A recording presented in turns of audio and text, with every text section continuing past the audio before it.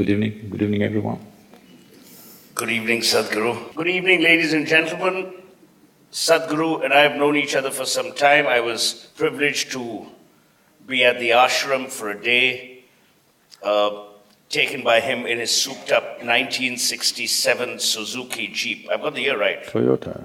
Or Toyota, same thing, Japanese. And we went around and I saw the enormous body of work that he's doing. All my life, I was accustomed to a different kind of spiritualism which began after 7:30 in the evening.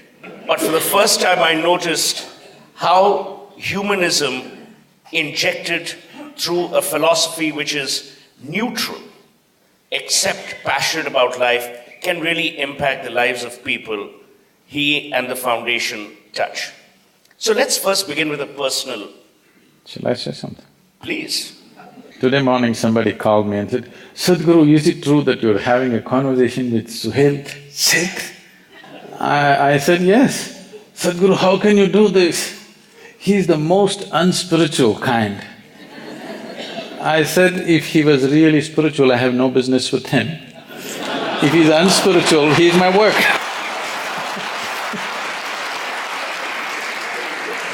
Those who are unspiritual are my work, and the thing is, if you want to have a conversation, they should be able to talk and the man can talk.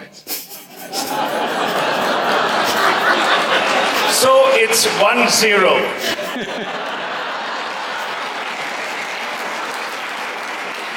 But I haven't said in whose favor yet. No. I said good things about you. I know. It's a very nice way of starting. You almost muzzled the anchor before. No, but interestingly, let's start with that. Why do I have to be publicly spiritual or believe in someone or a foundation or a philosophy? Isn't spirituality something that doesn't need definition if privately I'm a good human being? See, first of all, people's idea of spirituality comes from the common calendars that hang on their walls. They think, generally in this country, this image has spread. If you say, I'm spiritual, first question they ask is, what are the things you cannot do? So their idea of spirituality is, it's some sort of a disability. Spirituality is not a disability, it is a tremendous empowerment. You must be able to do more things than normal people do if you're spiritual. But generally, they think spiritual means you will not be able to do anything. I mean, something as simple as, because you mentioned the car, I'm saying, people will… initially they used to say, oh, he drives his own car, how is he a guru? I said, well, if I have a chauffeur, will I become a better guru? I drive my own car, I cook my own food, I do my own things. Is that a wrong thing to do? So, this idea of what is spiritual and not spiritual is something that I've been trying to bring proper perspective to. There is no human being on the planet who is not spiritual in some way. It is just that some people claim the mantle. No, so let's stay with this. If you were to define spiritualism as we know it, and I'm not talking about the misconception which you've just touched upon, how would you define spirituality? Well, let me tell you what the flip side is. In India, we have more gurus than we have traffic lights. Not true. We do. Okay, not gurus. There are more… godmen, magicians. And there's almost a belief, and I really want your views on this because I've heard you espouse on this brilliantly earlier. There's almost a feeling that the man or woman must subjugate, bow down, and it's another kind of dependency that is created. So what in your mind is the essence of spiritualism? I will leave the word spiritualism because I don't know what that is. Spirituality essentially means that you have strived to make your experience of life beyond the realm of the physical. For you, what is beyond the physical is a living experience, it's not a belief. When you're in pursuit of this, your condition is this, that you're a seeker, you're not a believer.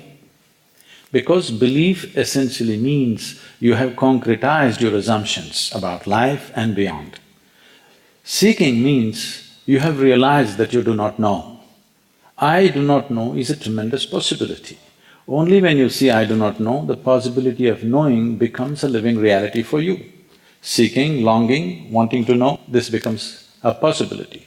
So spirituality essentially means either you have reached a place where your experience of life is beyond your physical nature, you're able to touch that which is beyond physical, or you're in a state where you're seeking. That means you have admitted your ignorance about the nature of this existence and your own existence.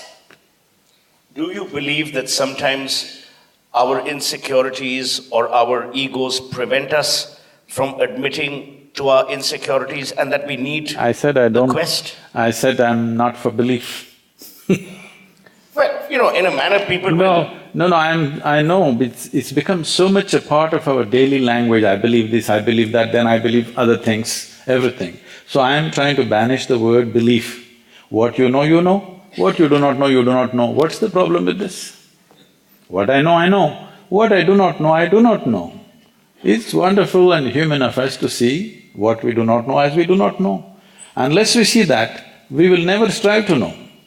So, when it comes to this about people not admitting their ignorance, because I think it is the nature of education, it is the way we have been conducting lots of things, where ignorance is considered a bad thing. Ignorance is a borderless thing, okay? Ignorance is a borderless reality. What you are yet to know is a limitless possibility. What you know is a tiny little thing. So you are identifying with the tiny little thing that you know, and you're ignoring an immense possibility which you do not know.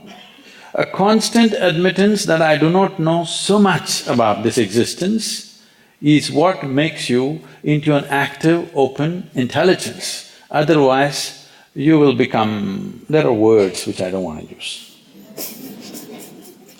Over time, we've seen more and more spiritual movements take shape in our country, in countries elsewhere. We've seen more and more people across strata, across income, across education, actually take to this path. Why do you think that's happened? See, this is a fundamental human longing. This can never be put down. This is… wherever you are as a human being, you want to be something more. That something more happens, you want to be something more. This is an endless thing. If I make you the king of this planet, I will not, okay? No, neither will I become. So, even if you're made the king of this planet, you will naturally look at the stars. This is the nature of human intelligence. You cannot… people think spirituality means to be content with what you have. Contentment is containment. That is not the nature of human intelligence. Human intelligence does not want more, it wants all. All cannot be had physically. Unless you transcend the physical nature, you cannot have all of it. This longing may not find conscious expression in most people, but generally we say if it finds physical expression, simple, basic physical expression, we call this sexuality. What you're trying to do is, what is not you, you're trying to make it a part of you. If it finds a mental expression, it gets labeled as conquest, greed, or simply shopping, whatever you want to call it. If it finds an emotional expression, you will call it love, compassion. But if it finds a conscious expression, generally in this country, technically we call it yoga, because the word yoga means what is you and what is universal has become one. The word yoga does not mean twisting your body or whatever else, it means your experience of life is become one with the existence. Or the normal English term is spirituality.